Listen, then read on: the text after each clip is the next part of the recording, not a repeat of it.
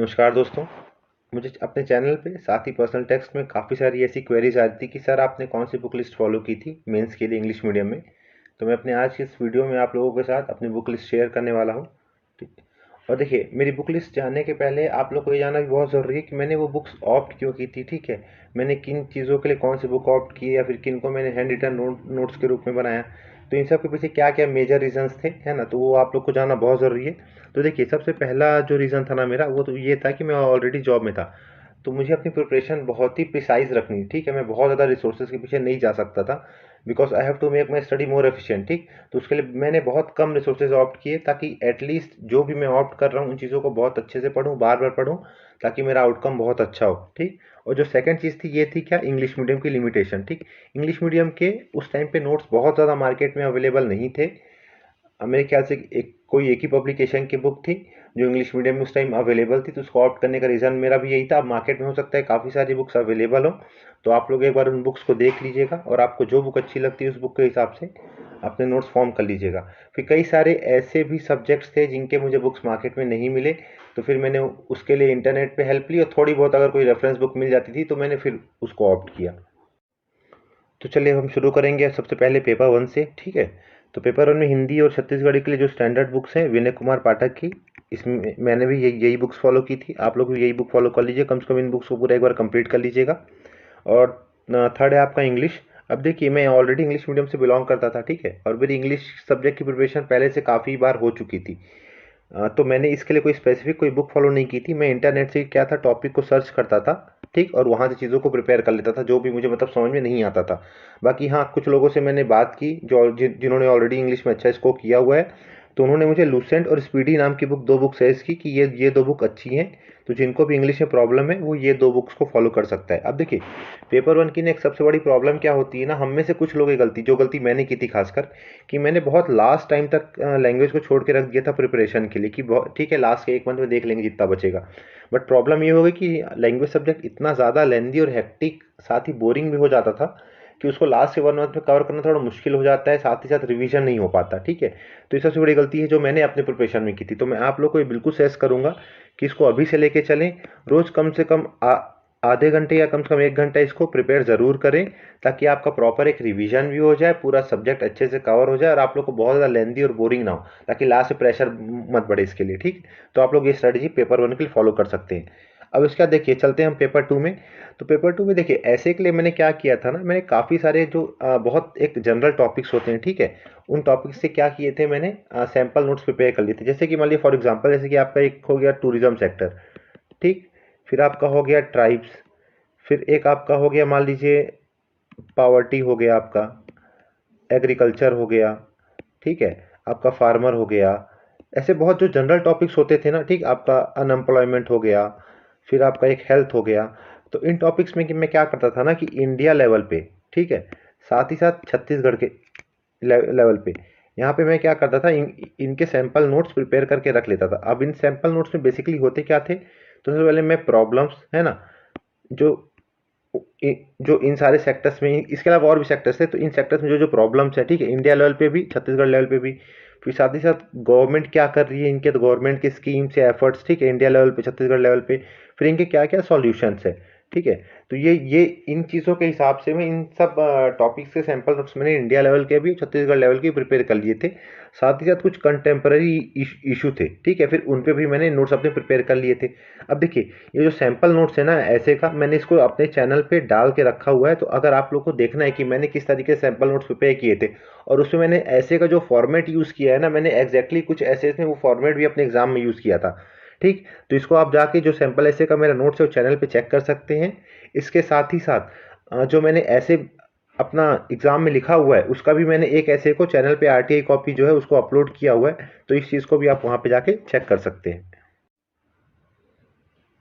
चलिए अब नेक्स्ट देखते हैं हम पेपर थ्री। तो देखिए, पेपर थ्री थोड़ा सा अपने आप में एक बहुत लेंदी सब्जेक्ट है, तो कोशिश कीजिएगा बहुत सिलेबस से स्टिक होकर इसकी तैयारी करिए, खास करके जो इंडियन हिस्ट्री पार्ट है। तो इंडियन हिस्ट्री पार्ट के लिए मैंने दो बुक्स फॉलो की थी, एक तो आपका है महेश बनवाल, ठीक है, और एक आपका है क्या, तमिलनाडु बोर्ड की बुक, इंग्लिश मीडियम की। ठीक है, तो ये दोनों बुक से ही बस मैंने क्या किया था, इंडियन हिस्ट्री को प्रिपेयर करने की कोशिश की थी, और बहुत ही जो सेलेक्टेड कीवर्ड्स थे सिलेबस में, ठीक है, सिलेबस में जो भी कीवर्ड्स थे मैंने बस उसी के आसपास की तैयारी की थी, बहुत ज़्यादा इधर उधर भागने की कोशिश नहीं की थी, और इस तरीके से मैंने इंडियन हिस्ट्री को प्रिपेयर किया था। ठीक, और आप एंशियंट और मिडिवल हिस्ट्री इसके नोट्स आप चैनल पे जाके देख सकते हैं, मैंने इनको अपलोड किया हुआ है। और मैंने फिर बाकी जो मॉडर्न हिस्ट्री उसको मैंने महेश बनवाल से ही प्रिपेयर कर लिया था, लगभग मेरा पूरा कवर हो गया था वहाँ से। अब देखिए नेक्स्ट पॉलिटी। तो पॉलिटी के लिए देखिए एक ही बुक है जो आप लोग को फॉलो करनी, वो है एम लक्ष्मीकांत, और इसका भी आप लोग को फिर यही करना है कि सिलेबस में जाइए, जो भी कीवर्ड्स मेंशन्ड है उसके हिसाब से क्या अपने नोट्स प्रिपेयर कर लीजिए, अब एम लक्ष्मीकांत की बुक में मार्क कर लीजिए और वहाँ से पॉलिटी को प्रिपेयर कर लीजिए। पैबैट की प्रिपरेशन ही मैंने एम लक्ष्मीकांत से की थी। एम लक्ष्मीकांत की पब्लिक एडमिनिस्ट्रेशन की एक सेपरेट बुक आती है, मेरा पीजी का सब्जेक्ट रहा है पब्लिक एडमिनिस्ट्रेशन, तो मेरे पास ये बुक ऑलरेडी अवेलेबल थी, तो मैंने इसके भी नोट्स एम लक्ष्मीकांत से प्रिपेयर कर लिए थे। ठीक है, अब छत्तीसगढ़ हिस्ट्री। तो देखिए छत्तीसगढ़ हिस्ट्री के लिए मैंने क्या किया था, उस टाइम मार्केट में युवाचार पब्लिकेशन करके इंग्लिश मीडियम की बुक है ना, ये दिल्ली आईएएस एकेडमी की बुक है, ये बुक मार्केट में अवेलेबल थी, तो मैंने ये बुक को बाय कर लिया था। बट हाँ, इन बुक्स में काफ़ी जगह थोड़े बहुत गैप देखने को मिलते हैं, तो फिर मैंने क्या किया था, जो ग्रंथ अकादमी की बुक है, ठीक है, तो ग्रंथ अकादमी की बुक में जो जो टॉपिक्स मुझे मिसिंग लग रहे थे या जो टॉपिक्स इंपॉर्टेंट थे और मुझे लग रहा था कि युवाचार की बुक में वो टॉपिक्स कवर नहीं हो पाए हैं, तो फिर मैंने इसी बुक के अंदर ही ग्रंथ अकादमी से चीज़ों को ऐड ऑन कर लिया था। ठीक है, मैंने उसके अलग से हैंड रिटन नोट्स नहीं बनाए थे क्योंकि मेरे पास ऑलरेडी बुक अवेलेबल थी। तो आप लोग भी इसको मतलब सेम चीज़ें अप्लाई कर सकते हैं, अदरवाइज खुद के नोट्स भी युवाचार की बुक से बना सकते हैं। बस वही है कि जहाँ पे भी आपको थोड़े बहुत जो गैप्स होंगे उसको ग्रंथ अकादमी की बुक से एक बार फिल कर लीजिएगा आप लोग। देखिए नेक्स्ट है हमारा पेपर 4। ठीक है, तो पेपर 4 में भी क्या है, फिर 3 part, science, mathematics, applied science. Arts background के जो लोग हैं उनके लिए सब्जेक्ट थोड़ा सा टफ पड़ता है ना। तो देखिए साइंस के लिए फिर मैंने साइंस के लिए भी सेम फिर युवाचार की बुक फॉलो की थी। अब इस बुक से भी कुछ ऐसा था, कुछ टॉपिक्स बहुत बेटर तरीके से मुझे लग रहा था एक्सप्लेन नहीं किए गए हैं, ज़्यादा अच्छे से कवर नहीं किए गए हैं, तो वहाँ पे फिर मैंने क्या किया था, चीज़ों को ऐड ऑन किया था, कहाँ से, नेट से। ठीक है, तो नेट में कुछ साइट्स जैसे कि आपका बायजूस हो गया, सिमिलरली कुछ ऐसे साइट्स हैं जहाँ पे आपको बहुत प्रॉपर अच्छे से नोट्स मिल जाते हैं। तो जितने भी ऐसे टॉपिक्स थे जो युवाचार अच्छे से मेंशन थे मैंने उस बुक से ही पढ़े। बाकी कुछ टॉपिक ऐसे थे जो मुझे वहाँ पे अच्छे से नहीं मिल पाए थे, है ना, तो मैंने उन बुक्स को फिर नेट के थ्रू जाके ऐड ऑन कर लिया था। ठीक, अब उसके बाद देखिए जिनको साइंस में थोड़ी ज़्यादा प्रॉब्लम है ना, वो एक काम ये कर सकते हैं कि वो थोड़ा यूट्यूब में जाके ना काफ़ी सारे ऐसे टॉपिक्स हैं जिनके एनिमेटेड वीडियोस मिल जाते हैं जो कॉन्सेप्ट्स को क्लियर करने में बहुत हेल्पफुल होते हैं। ठीक है, तो मैंने इन चीज़ों के लिए थोड़ा सा यूट्यूब की हेल्प ली थी। और एक चीज़ और कि क्या है, बुक्स में कई बार हमारे डायग्राम ना बहुत कॉम्प्लेक्स होते हैं और उन डायग्राम्स को एग्जाम में उतारना थोड़ा मुश्किल हो जाता है, तो मैंने ऐसे बहुत सिंप्लीफाइड डायग्राम भी नेट से खोज लिए थे। ठीक है, और उनको फिर अपनी बुक में, युवाचार की बुक में ऐड कर लिया था। अब नेक्स्ट है हमारा सब्जेक्ट मैथमेटिक्स। अब देखिए मैथमेटिक्स का सीन कुछ ऐसा था ना कि मैंने ऑलरेडी पहले आईबीपीएस का एग्ज़ाम निकाला हुआ है। ठीक है, तो मेरी मैथ्स की प्रिपरेशन काफ़ी अच्छी थी, तो मुझे इसमें कोई एक बहुत पर्टिकुलर प्रैक्टिस की ज़रूरत नहीं पड़ी थी। हाँ, बस मैंने इसमें ये काम किया था कि जो वैदिक मैथ्स का पार्ट था ना वो मेरे लिए थोड़ा सा क्या था, टॉपिक नया था, तो फिर मैंने इसमें ना अपने एक फ्रेंड की हेल्प ली थी जो ऑलरेडी सीजी मीडियम का था और जिसने मतलब जिसकी मैथ्स काफ़ी अच्छी थी, तो मैंने सीधे उसी की हेल्प ली थी। तो उसने मुझे वैदिक मैथ्स के सारे टॉपिक्स अच्छे से समझा दिए थे। तो देखिए मैं आपको सजेस्ट करूंगा ना कि बुक्स अगर आप लोग को मिल जाए तो अच्छी बात है, बट अगर आपके पास कोई ऐसा मतलब पर्सन है ना जो आप लोग को वैदिक मैथ्स या कोई भी और टॉपिक को ज़्यादा अच्छे से समझा सकता है, तो आप लोग के लिए बहुत हेल्पफुल होगा वो चीज़। ठीक है, आप लोग का टाइम भी बहुत ज़्यादा बचेगा और आप लोग कॉन्सेप्ट भी बहुत अच्छे से क्लियर हो जाएगा। बाकी इसके अलावा मैथमेटिक्स के लिए ना एक एस डी यादव करके बुक आती है, आप लोग इसको फॉलो कर सकते हैं। ठीक है, बाकी इसका भी बेसिक कॉन्सेप्ट के लिए आप क्या यूट्यूब पे जा सकते हैं। बट हाँ, थोड़ा यूट्यूब का देखिएगा, एक ड्रॉबैक ये होता है ना कि कई बार हम बहुत ज़्यादा मतलब नेट का जब यूज़ करते हैं ना तो इधर उधर भागने लगते हैं। ठीक है, तो उससे थोड़ा बचिएगा, जितनी काम की चीज़ें उतनी ही देखिएगा, एक लिमिट में देखिएगा, उसके बाद फिर अपना वापस बुक से ही मतलब तैयारी करने की कोशिश कीजिएगा। अब नेक्स्ट है अप्लाइड साइंस। अब देखिए अप्लाइड साइंस की भी क्या थी, मार्केट में इंग्लिश मीडियम की लगभग कोई भी बुक अवेलेबल नहीं थी। ठीक है, और इसका सिलेबस कुछ ऐसा है ना कि मतलब इसकी कोई पर्टिकुलर कोई एक बुक मिलनी भी मुश्किल थी, तो मैंने फिर इसके लिए पूरा इंटरनेट का ही यूज़ किया है ना। जो भी टॉपिक्स मिलते थे मुझे, कीवर्ड्स मिलते थे सिलेबस में, उसको मैं जाके इंटरनेट में सर्च करता था और जहाँ से जो भी बहुत अच्छे से मिल जाती थी उनको फिर अपने हैंड रिटन नोट्स के रूप में प्रॉपर बना लिया था। अप्लाइड साइंस के जो पूरे के पूरे मेरे हैंड रिटन नोट्स हैं वो चैनल पे अपलोड हैं, तो आप लोग अगर चाहें तो उसको भी जाके चैनल पे एक बार चेक कर सकते हैं। अब चलिए नेक्स्ट हमारा पेपर 5। तो पेपर 5 में हमारा क्या है, इकोनॉमिक्स है, इंडियन ज्योग्राफी है और छत्तीसगढ़ ज्योग्राफी है। तो इकोनॉमिक्स के लिए युवाचार की एक कंबाइंड बुक आती है ना, इकोनॉमिक्स की, छत्तीसगढ़ इकोनॉमिक्स और इंडियन इकोनॉमिक्स, तो मैंने भी वहाँ पे यही बुक फॉलो की थी। फिर सिमिलरली वही जहाँ भी चीज़ों को थोड़ा सा बहुत कमी लगती थी वहाँ पे ऐड ऑन के लिए फिर मैं नेट पे जाता था, नेट से चीज़ों को सर्च करके वहाँ पे उतार लेता था। हाँ, इकोनॉमिक्स का अगर आपको बेसिक कॉन्सेप्ट ज़्यादा अच्छे से क्लियर नहीं है तो इसके लिए आप लोग क्या कर सकते हैं, एक मुनाल करके साइट है, ठीक है, MRUNAL, इस साइट पे जाके आप लोग थोड़ा सा बेसिक कॉन्सेप्ट को अपने क्लियर कर सकते हैं। मुनाल एक्चुअली में एक यूपीएससी रिलेटेड साइट ज़्यादा है, तो वहाँ पे बहुत सारे टॉपिक्स मिलेंगे, आपको सारे टॉपिक्स कवर नहीं करने हैं, बस जो आपके काम के होंगे सिलेबस के हिसाब से आपको बस वही टॉपिक इन पे जाके देखने हैं, ठीक है। उसके अलावा फिर हम आते हैं इंडियन ज्योग्राफी पे। तो इंडियन ज्योग्राफी के लिए मैंने महेश बनवाल की बुक फॉलो की थी और लगभग मेंस के सारे टॉपिक्स महेश बनवाल की बुक से कवर हो जाते हैं। तो मैंने अपनी पूरी तैयारी इंडियन ज्योग्राफी के महेश बनवाल से की थी और मैंने बुक्स में ही नोट्स बना ली थी, क्योंकि जो महेश बनवाल की बुक है वो काफ़ी प्रिसाइज है और ऑलमोस्ट नोट्स के फॉर्म में ही है, ठीक। तो मैंने वहीं पे हाइलाइटर का यूज़ करते हुए बुक में ही अपने नोट्स फॉर्म कर लिए थे। अब छत्तीसगढ़ ज्योग्राफी, तो छत्तीसगढ़ ज्योग्राफी के लिए भी फिर सेम मैंने युवाचार की बुक फॉलो की, ठीक है। युवाचार की बुक मार्केट में अवेलेबल थी इंग्लिश मीडियम की, तो फिर मैं छत्तीसगढ़ ज्योग्राफी में युवाचार की बुक से ही चीज़ों को प्रिपेयर किया था। हाँ, इसमें जो अपडेशन है मैंने फिर काफ़ी कुछ अपडेशन मैंने इकोनॉमिक सर्वे से किया था, ठीक है, और थोड़ा बहुत नेट से जो करंट अफेयर के न्यूज़ होते थे वहाँ से मैंने फिर बुक्स में काफ़ी सारी चीज़ों को अपडेट किया था, जो थोड़ी से डाटा पुराने यूज़ किए गए थे। अब इसके बाद हम चलते हैं पेपर नंबर 6 पे। तो पेपर नंबर 6 का देखिए तीनों पार्ट ऐसा था ना कि तीनों पार्ट की उस टाइम मार्केट में इंग्लिश मीडियम की मुझे कोई भी बुक अवेलेबल नहीं थी। तो ये तीनों सब्जेक्ट्स जो थे ना मेरे मोर एंड लेस, जो शुरू के ये दो फिलोसफी सोशियोलॉजी थे, ये मेरे इंटरनेट से ही प्रिपेयर हुए हैं, ठीक है। और जो सोशल एस्पेक्ट था फिर मैंने दो तीन जो है कोचिंग से बुक थी, ठीक है, जैसे HR पटेल हो गया, आपका प्रतियोगिता सारांश हो गई, ठीक। और साथ ही साथ एक और बुक थी, मुझे अभी ध्यान नहीं आ रहा है। तो ये दो तीन बुक्स को मैंने मिला के सोशल एस्पेक्ट को प्रिपेयर किया था। अब देखिए फिलोसफी का मैंने कोशिश ये करता था ना कि डेली, है ना, डेली क्या करता था कि एक आपका इंडियन फिलोसफर, ठीक है, और एक आपका वेस्टर्न फिलोसफर, मैं इसको इस तरीके से प्रिपेयर करने की कोशिश करता था। तो इस तरीके से क्या था, थोड़ा सा फिलोसफी को क्या है लंबे टाइम तक मैंने खींचा, बट इससे ये हुआ ना कि धीरे धीरे ये सब्जेक्ट अच्छे से प्रिपेयर हो गए, क्योंकि फिलोसफी कई बार ना थोड़ा कंफ्यूजिंग लगता है अगर एक साथ पूरा प्रिपेयर करने की कोशिश करो।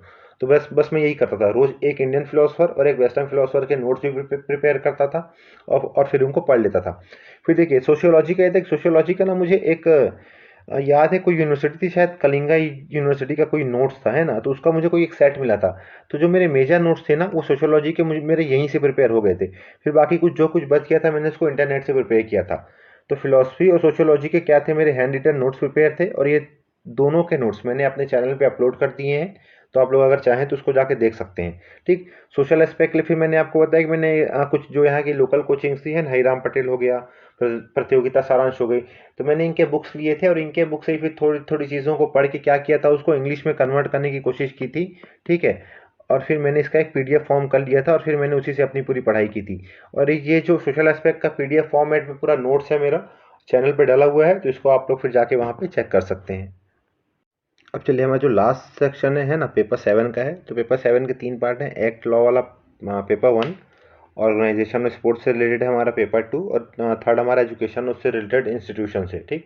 तो देखिए जो सबसे पहला एक्ट एंड लॉज का पेपर था ना, तो मैंने दो तीन बुक्स को फॉलो करने की कोशिश की थी। इसमें एक आपकी युवाचार करके एक बुक आती थी मार्केट में, और एक आपकी डेस्टिनी पब्लिकेशन की बुक थी, ठीक।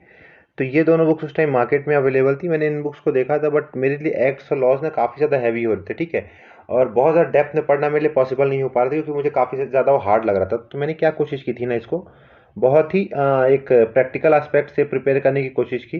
तो मैं कोशिश यही करता था ना कि जो भी इसके बहुत जो मेजर सेक्शंस होते थे इन एक्ट्स के, लॉज के, ठीक है, मान लीजिए यहाँ पे फॉर एग्जांपल कोई बॉडी कहीं स्टैब्लिश हो रही हो किसी एक्ट में, ठीक है, या फिर कोई मान लीजिए प्रोहिबिशन क्रिएट किया किया जा रहा हो, कोई राइट्स प्रोवाइड किए जा रहे हो, ठीक, या फिर कोई ऑफेंस क्रिएट किया जा रहा हो, तो ऐसे जो बहुत मेजर सेक्शंस होते थे ना, मैं इन एक्ट और लॉज से उन्हीं को डील करता था।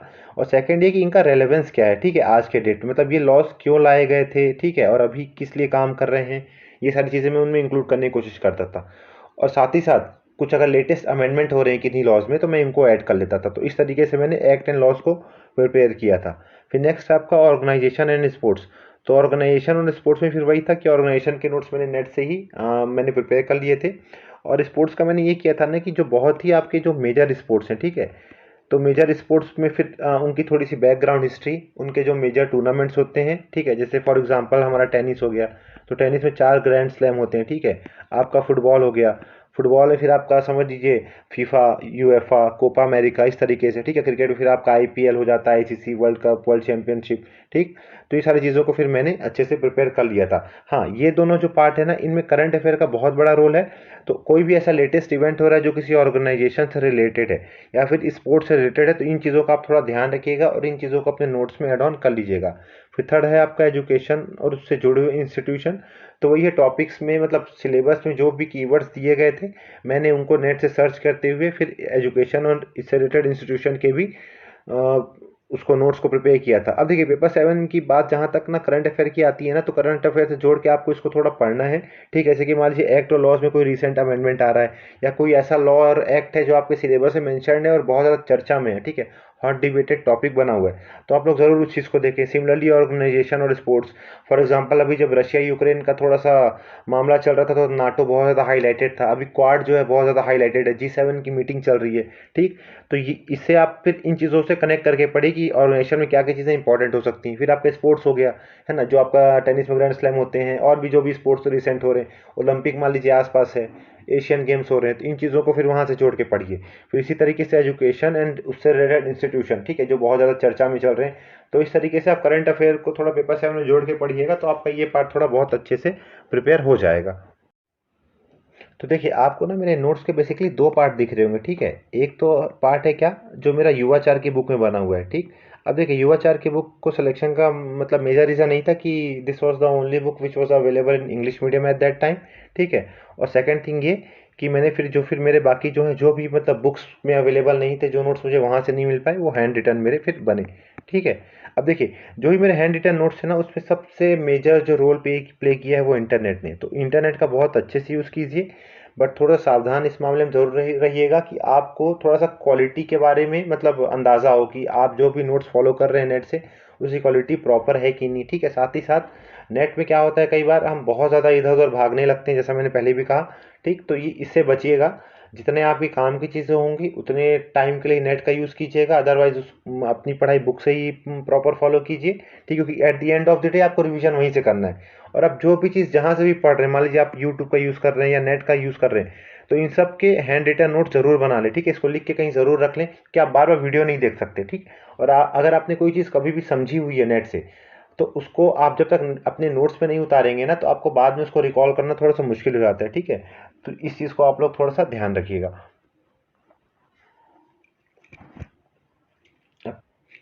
तो ठीक है, मेरे मतलब बुक लिस्ट, ये सारे बुक लिस्ट थी जो मैंने फॉलो की थी। अब देखिए, आप लोग के अगर कोई भी डाउट होंगे, है ना, तो आप लोग यहाँ कमेंट सेक्शन में बिल्कुल बता सकते हैं मुझे। मैं कोशिश करूँगा कि नेक्स्ट वीडियोस में उनको कवर करूँगा, ठीक है। और एक चीज़ और आप कर सकते हैं कि जाके टेलीग्राम चैनल पे भी मुझे मेरी पर्सनल आईडी पे या फिर ग्रुप में ही अपने डाउट को सेंड कर सकते हैं। मैं कोशिश करूँगा कि उनका आंसर कर सकूँ।